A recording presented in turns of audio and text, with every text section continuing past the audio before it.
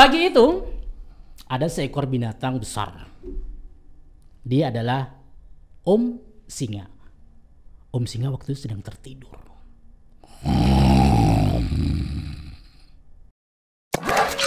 Ikuti obrolan kami di BDD Indonesia. Sit back and relax and enjoy the talk. You ready? Ke Korsel. Di sana tuh siapa yang didongengin? Audiensnya dari Korea kah? Ya, 2015 itu ada seleksi pendongeng dari kawasan timur Indonesia yang diseleksi oleh Kementerian Pariwisata Korea Selatan. Yes. Kemudian atas peran dari Rumah Tak Art Space, itu sebuah komunitas budaya di Makassar yang diinisiasi oleh Riri Reza. Rumah Tak Art Space itu budayaan berkumpul di situ. Dia menawarkan kepada Kak Heru, bukan sama saya, sama Safira.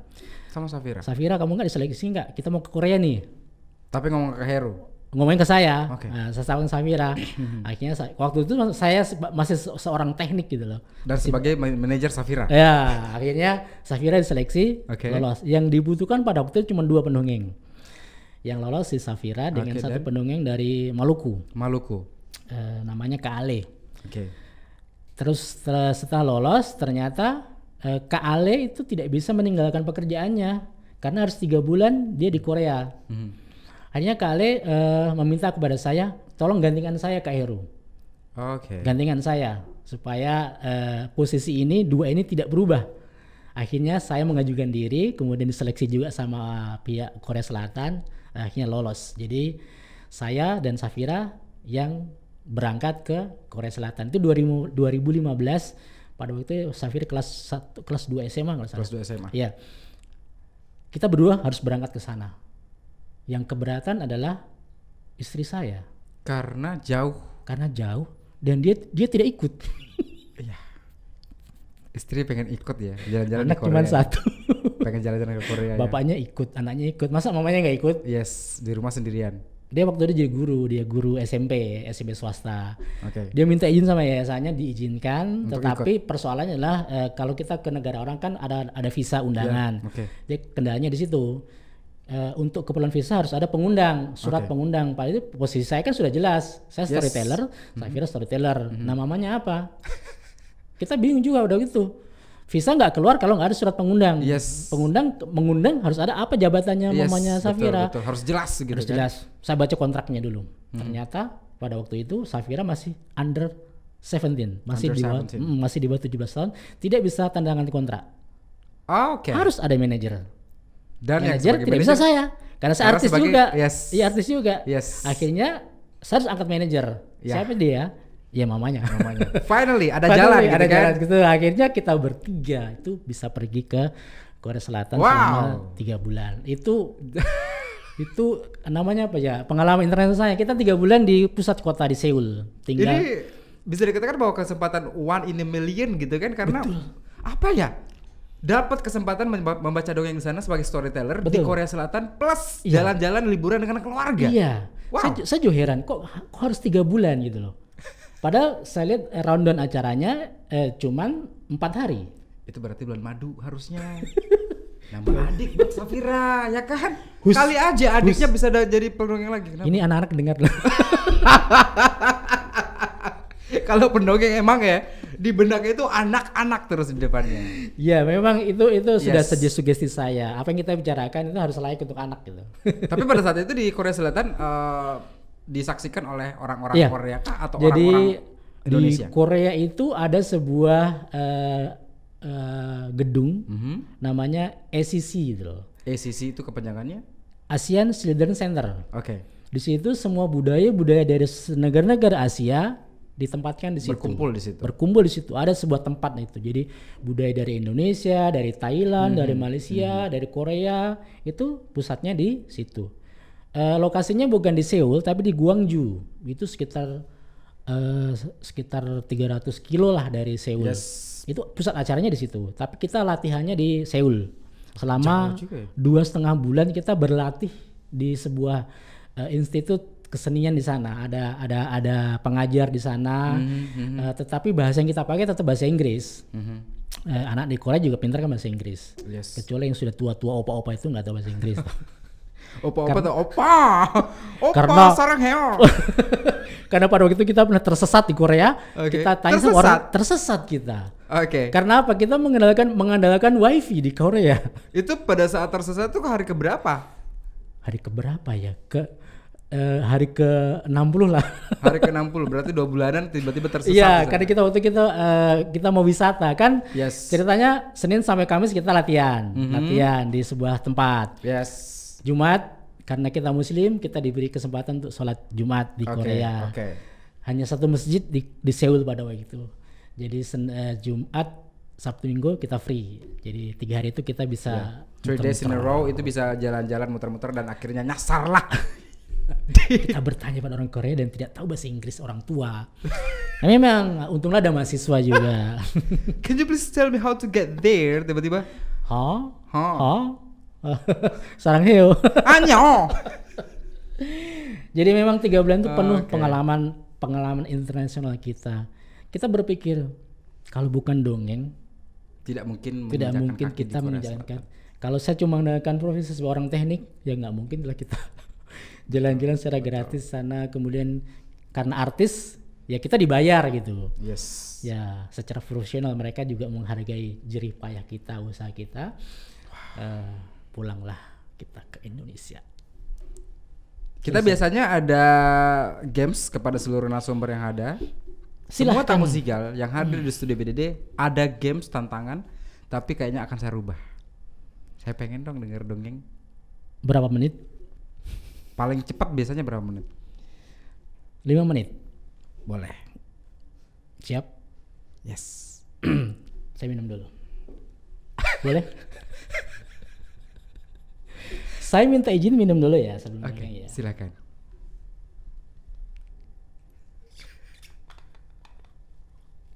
Tolong jangan perhatikan saya sedang minum.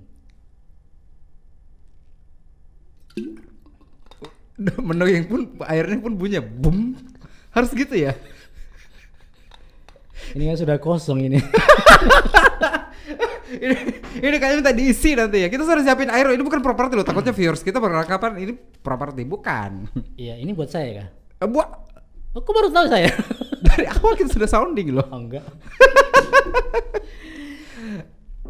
Pagi itu ada seekor binatang besar.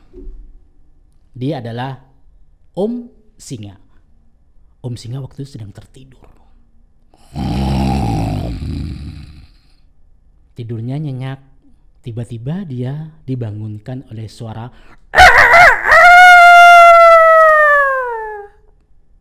Apa itu adik-adik? Iya. Suara ayam yang keras membangunkan Om Singa.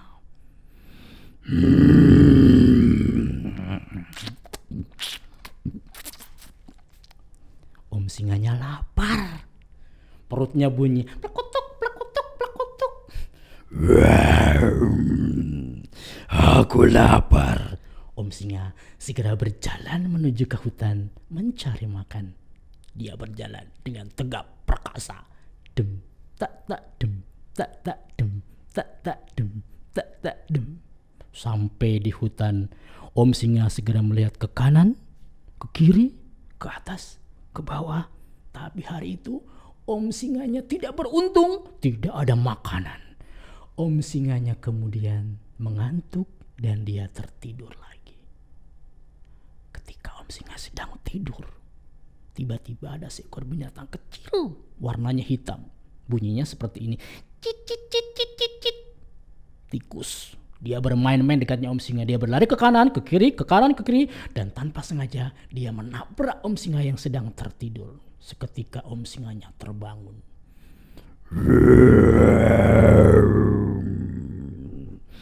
Siapa yang membangunkanku? Kamu ya? Nah, saya Om Singa. Aku nggak sengaja menabrakmu. Maafkan aku ya Om Singa. Maafkan aku. Jangan makan aku Om Singa. Tidak, aku sedang lapar. Aku akan memakanmu. Jangan Om Singa, jangan. Tikusnya ketakutan adik-adik. Mau dimakan sama Om Singa. Dia minta maaf tadi ya. Kira-kira Om Singanya maafkan gak ya? Ternyata Om Singa sedang baik hati. Tikus. Iya Om Singa. Hari ini aku sedang baik hati. Kamu boleh pulang. Hei, aku boleh pulang. Iya, pulang cepat. Pulang sana. Tikusnya pun pulang. Tapi sebelum pulang, tikusnya bilang, Om Singa, aku bilang terima kasih ya. Suatu saat aku akan menolongmu Om Singa. Mana bisa binatang kecil menolong aku. Om Singanya berjalan lagi mencari makanan. Ketika sedang berjalan, tiba-tiba ada sebuah tali yang terhubung ke sebuah jaring pemburu. Jaring itu tiba-tiba jatuh dan mengikat tubuhnya Om Singa. Om Singa meronta-ronta. Oh, apa ini? Kenapa ada yang mengikat tubuhku? Tolong lepaskan. Dia berusaha melepaskan diri adik-adik dengan kekuatan taringnya. Tidak bisa lepas. Om Singa meronta-ronta lagi dengan berteriak, tolong, tolong. Tapi tidak ada yang mendengar. Dia berteriak sekeras lagi, lontong. Masa lontong? Tolong. Siapa yang mendengar teriakan Om Singa? Iya, cit cit cit cit. Sepertinya ada yang minta tolong. Siapa itu ya? Ditolong nggak sama si tikus? Si tikus yang kecil kemudian menuju ke tempatnya Om Singa. Dilihatnya jaring itu mengikat tubuhnya Om Singa. Bagaimana caranya si tikus menolong singa adik-adik? Iya, dengan kekuatan giginya yang sangat tajam, tikus perlahan-lahan mulai menggigit tali yang mengikat tubuhnya Om Singa. Akhirnya Om Singa bisa lepas dari jeratan tali pemburu itu. Dia lepas berkat bantuan siapa tadi? Si tikus. Akhirnya Om Singa dan si tikus menjadi sahabat. Tepuk tangan buat Kak Heru dong. Wow. Tolong kru pastikan di sini tidak ada Om Singa ya di studio kita. Tapi pesan moralnya adalah jangan pernah memandang ukuran kecil. Betul. Itu ya mungkin. Betul. Ya. Saya pernah membaca dongeng ini, tapi cuma sekedar membaca. Betul. Nah, dan kali ini saya berikan langsung seperti seolah-olah saya berada di situasi itu. Ya imajinasinya bisa. Jadi sebenarnya cerita itu, dongeng itu bukan hanya untuk anak-anak. Saya pernah ditantang mendongeng untuk nenek-nenek yang ada di panti jompo Malino. Tahun kapan itu? Lama sekali itu, sekitar 4 tahun yang lalu itu. Ada ibu-ibu PKK minta saya temenin saya ke panti jompo untuk mendongeng kepada nenek-nenek dan kakek-kakek yang tinggal di sana.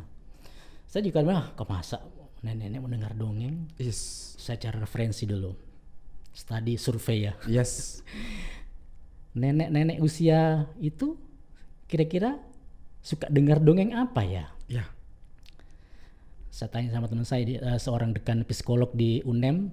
Dia bilang gini, Kak Heru, manusia itu bagaikan roda yang berputar. Jadi semakin dia tua, dia akan kembali ke masa kecilnya. Udah. Kancil dan buaya. Ketika saya mendongeng di depan mereka, mereka terkekek-kekek. Dengan cerita kancil dan buaya. Mereka, saya gini, kalau ada orang tua di rumah, nenek atau kakek, ketika cucunya pergi atau anaknya pergi ke suatu tempat, apa yang diminta sama mereka? Oleh-oleh kan? Belikan oleh-oleh ya. Kan oleh itu anak kecil ya suka makan es krim, suka makan permen. Kalau anak kecil orang tua pergi, hanya belikan aku gula-gula ya. Nenek juga kalau anaknya pergi itu kemana pasti mintanya oleh-oleh. Jadi seperti itu psikologi orang-orang yang sudah berusia lanjut, jiwanya kembali ke anak-anak kembali. Dan akhirnya mereka terbahak-bahak, ketawa tertawa lepas gitu ya. Saya pernah belokkan ceritanya, buaya yang bakal kasih kancil. Nah, mereka protes, bukan begitu Kak Heru. Diprotes di depan. Mereka masih ingat gitu loh. Masih mengingat cerita itu. Jadi prinsip saya gini, cerita itu semua orang akan suka mendengarkannya. Yes. Baik orang anak kecil, remaja, dewasa maupun orang tua.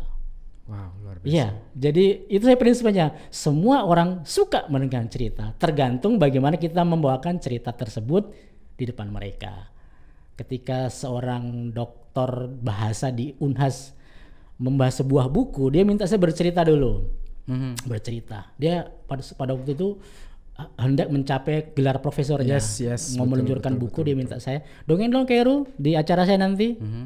Ya cari dongeng juga profesor dan seorang nelayan gitu ya. Nanti kamu cari referensinya dongeng profesor dan nelayanan dan ya PR buat kamu. Di akhir cerita tersebut si calon profesor terbahak-bahak dia karena ternyata profesor orang bodoh gitu loh, dikalahkan oleh nelayan kecil. Nah, dan sampai sekarang ketika saya bertemu dengan sang profesor itu, dia akan selalu ingat profesor dan nelayan Khairul, sama saya ingat sampai sekarang.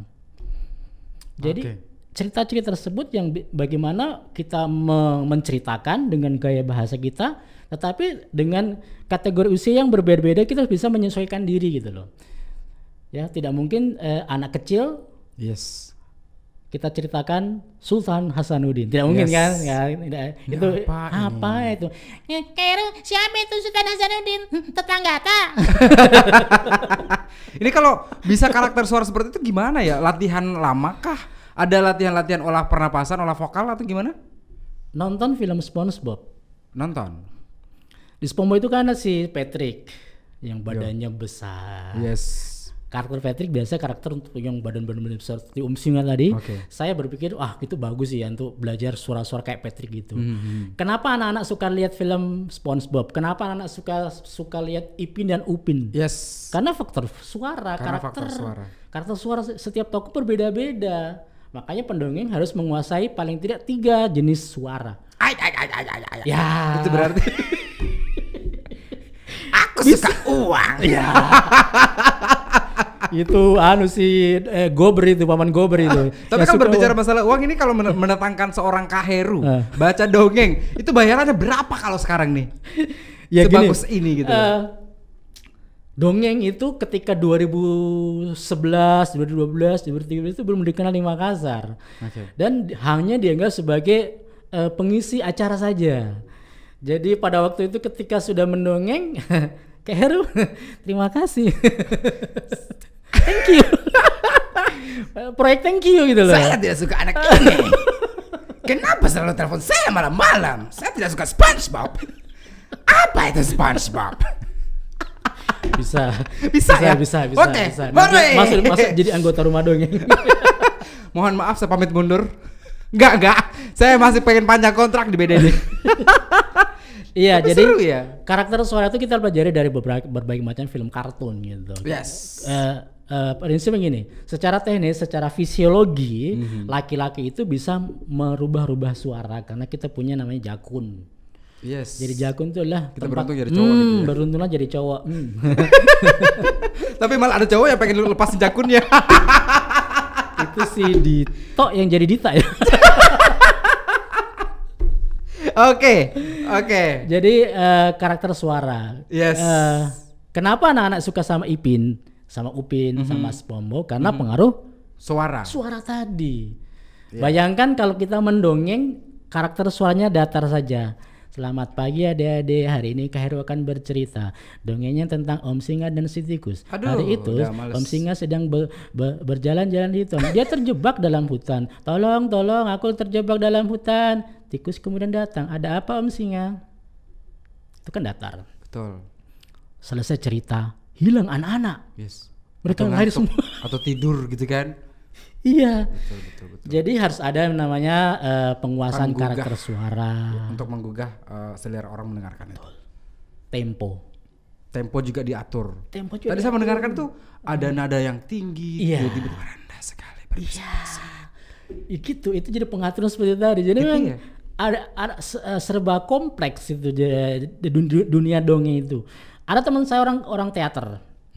Ketika dia ikut pelatihan mendongeng yang saya laksanakan beberapa kali, ini teman orang teater dari Sanggar Merah Putih. Dia mau jadi pendongeng, tapi kewajiban untuk menjadi seorang pendongeng dia ikut dulu workshop gitu loh. Selama 1 bulan dia ikut saya. Setelah itu dia menyerah. Saya nggak bisa berkarakter seperti itu. Setelah 1 bulan workshop tersebut, dia menyerah ketika dia tampil di depan anak-anak, ternyata berbeda. Saya itu orang teater, yang nonton tuh orang dewasa kayak Heru.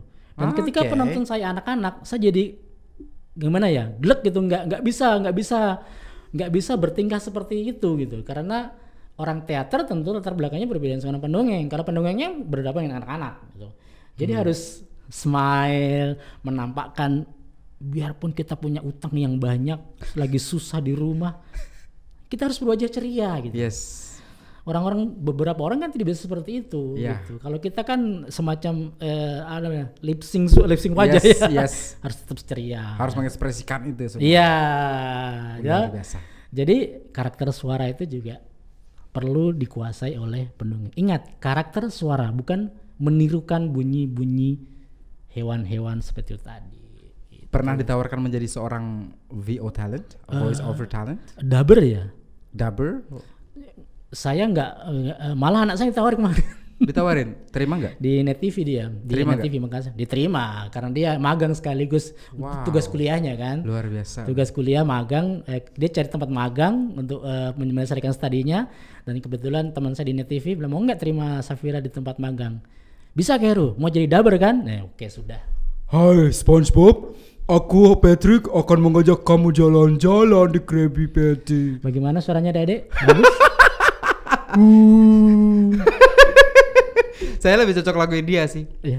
Jelang Alia. Nggak ke anak-anak, lebih ke Pretty Sinta jadinya kan? Iya. Kemudian ya itu tadi lah, suka duka kita jadi pendongeng memang harus menguasai beberapa, dan itu melalui proses, tidak bisa satu hari saya jadi pendongeng, tapi melalui proses. Apalagi di usia saya yang menjelang 50 ini harus variasi ceritanya harus lebih banyak. Karena mungkin sudah hampir 4 tahun saya jadi pendongeng profesional, biasanya kan keliling gitu loh, dari satu tempat ke tempat lain dengan cerita yang sama gitu loh. Jadi gini, kalau saya ke sekolah A, cerita saya tadi Om Singa dan Tikus. Yang ke nonton sekolah B ceritanya sama. Om Singa ke sekolah C, dengan cerita yang sama, kan gak ada masalah. Karena audiensnya berbeda. Tapi pada suatu ketika nanti kan kembali lagi ke sekolah A, makanya harus ada cerita yang berbeda. Cerita yang berbeda. Dan kebanyakan sekarang mereka malah tergantung sekolahnya. Ada sekolah yang minta cerita fabel, cerita dunia. Ada yang request. Ada request. Kayak dalam rangka misalnya kemarin Idul Adha, cerita tentang Nabi Ibrahim dan Ismail. Tapi dan versi dongeng, jangan versi seperti seorang ustaz. Karena saya bukan ustaz, tapi saya adalah pendongeng. Jadi mau tidak mau sebuah kisah itu saya rubah dulu bahasanya lebih mudah, lebih simpel dalam bentuk dongeng kepada anak-anak. Cuman ini berdasarkan kejadian yang ada dalam Al-Quran. Karena kisah itu ada betul dalam Al-Quran. Jadi salah satu alternatif materi dongeng adalah kisah. Seperti tadi Nabi Ibrahim dengan Ismail. Ada juga ketika kan anak-anak suka binatang-binatang. Ada juga alam tara kaifa fa'ala rabbuka bi ashabil fil. Itu adalah burung ababil yang menyerang gajah yang akan menghancurkan Ka'bah. Gajah kan fabel. Burung ababil kan fabel juga, binatang. Jadi saya mengambil bahan itu menjadi sebuah dongeng kepada mereka. Ya. Jadi tokoh-tokohnya itu adalah binatang-binatang itu. Tapi pada saat berdongeng ini seperti misalnya Mbak Eri Susan ada siapa sih namanya? Eri Susan ya, Mbak Eri lah. Mbak Eri yang ada boneka Susannya itu ya. Susan. Kalau Kak Heru ada ornamen seperti itu enggak? Dalam pertunjukan biasanya kita bagaimana menarik kepada anak-anak supaya fokusnya ke kita, karena anak-anak biasanya secara psikologi daya konsentrasinya cuma 5 menit gitu loh. Habis itu mereka udah lari ke kiri ke kanan, tepuk tangannya. Biasanya kita pakai ice breaking. Ice breaking itu bisa nyanyi, bisa juga menampilkan boneka. Boneka itulah fan saya, ventriloquist gitu loh. Ventriloquist. Jadi salah satu kemampuan yang harus dimiliki oleh pendongeng adalah menguasai teknik ventriloquist gitu. Itu teknik. Ya, teknik itu salah satu teknik dari barat sana. Orang bule itu yang bicara ventriloquist. Kamu ke orang Belanda? Oke, baik. Ini kalau kita perpanjang lagi ceritanya bisa panjang. Tapi satu pertanyaan saya belum dijawab deh kayaknya. Apa tuh? Bayarannya berapa? Secara profesional nih ya. Secara profesional saya harus karena Anda memaksa. Oke, ini bisa beli handphone atau bisa beli motor kah satu kali baca dongeng? Bayaran tertinggi saya bisa beli jalan kota. Ya. 1 truk. Jadi itu pun truknya pakai emas. Iya. Mahal dong. Jadi ada kisaran memang. Jadi kita punya namanya jasa itu kan flex. Kita penjual jasa gitu. Betul. Jadi semuanya serba negotiable. Ya. Tapi dongeng kalau Kak Heru sendiri melihat di Makassar seperti apa perkembangannya sampai hari ini? Nah, paling menyedihkan 2011, 2012, 2013 belum ada satupun yang berkecimpung dalam dongeng. Belum ada yang muncul. Semuanya anggap itu ngapain dongeng? Dongeng itu bohong itu. Atau masih bilang pembohong itu Kak Heru, cerita bohong itu kalau dongeng. Imajinasi itu bohongnya anak-anak. Yes. Ada teman saya berkata seperti itu, tapi apa istilahnya anjing menggonggong ya kafilah berlalu. Udah anjingnya biar gonggong, saya kafilah kan berlalu aja. Kalau saya anjing menggonggong, orang keren tetap berlalu. Iya, berarti sama kerennya dengan anjingnya dong. Oke. Jadi seperti itu masih memandang sebelah mata kepada saya, toh sebelah mata. And finally. Tapi karena saya yakin bahwa kalau orang meyakini sesuatu dan dia serius dengan maka akan menjadi seorang profesional gitu. And finally you came out to prove them bahwa ini loh dongeng ini sebenarnya. Inilah seorang storyteller. Seorang storyteller yang bisa dijadikan role model. Betul. Wow. Karena biasanya orang manggil saya ya seperti itu tadi, masih kegiatan sosial. Kak Heru, kita dari komunitas anak-anak ini mau menghadirkan Kak Heru untuk kegiatan sosial. Okay. Jadi Kak Heru ya. Terus saya tanya dulu sama panitia ya. Kalian ketika bikin acara bikin proposal nggak? Bikin, Kak Heru, ada proposalnya ini, ada semua. Ada anggarannya nggak? Ada untuk ATK ini, untuk makan ini. Ada nggak anggaran untuk mengisi acara? Oh ada Kak Heru. Oke. Nah, itu buat saya aja gitu. Oh iya ya.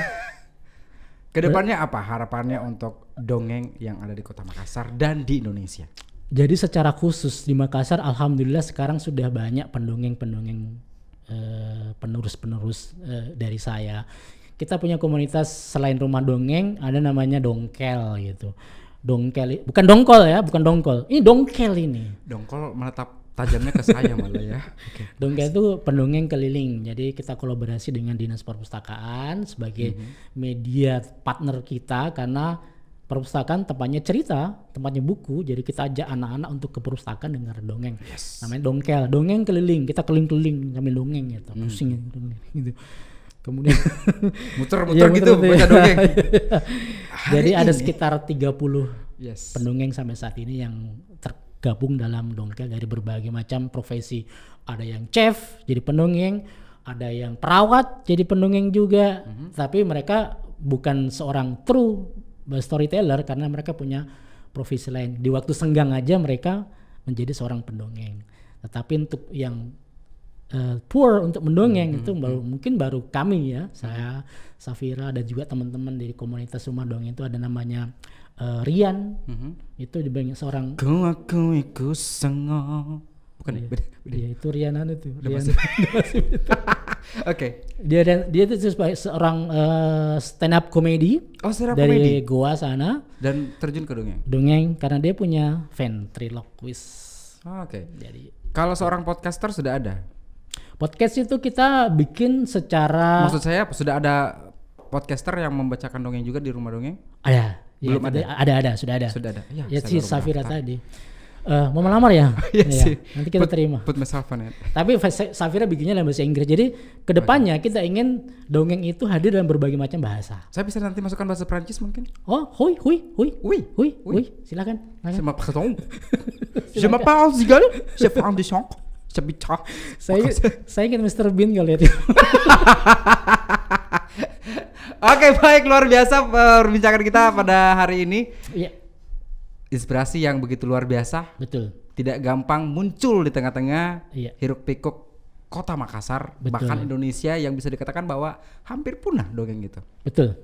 Dan semoga kedepannya dongeng makin berkembang. Ya itu tadi. Membawa nama harum Indonesia. Sebenarnya harapan saya buat dongeng itu sudah disebutkan tadi, jadi nggak usah saya sebutkan lagi.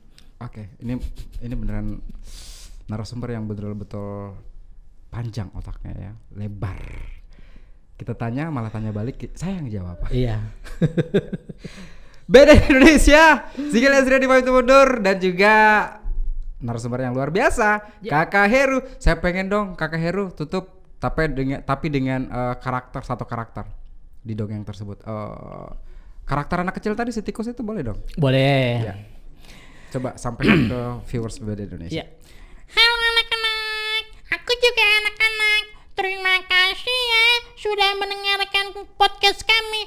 Jangan lupa loh, kamu ikuti kegiatan-kegiatan dari BDD Media Komunika ya. Awas kalau nggak ikut, nanti aku bisa marah ya. Oke semuanya ya, ikut ya, lihat ya. Luar biasa. saya sekali hampir. Bye bye.